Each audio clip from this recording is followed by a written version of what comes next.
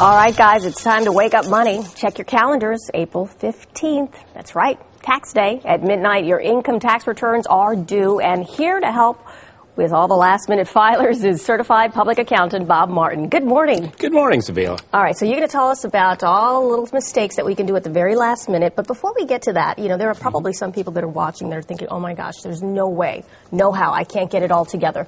There is an option, and it's called an extension. Yes, and about 10 million people will be filing extensions.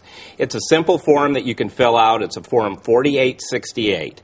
The most important things you need to put on there is the amount of tax you've already paid in through withholding, possibly through estimated payments. Show the amount you think you'll owe, and then pay the difference. A lot of times people are over withheld, and so they'll just put zeros there as to what they're paying with the extension. Can anyone do this? Can anyone qualify? Yes. Okay, even if you owe money? Yes, but you're supposed to pay the money in with the extension.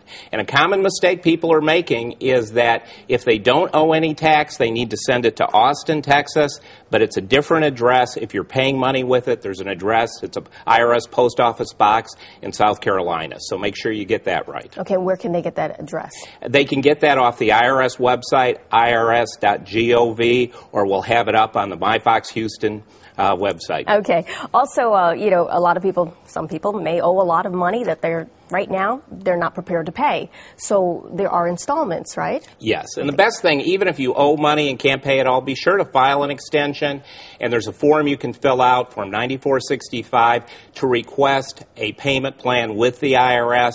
If the amount you owe is under $10,000, it'll be automatic if you fill out the paperwork properly, and you may have up to 3 years to pay. If you owe more than that, it'll be a little more detailed as to what you have to do with the IRS, but they are willing to work with you. All right, and what are some of the other mistakes that you see people making out there?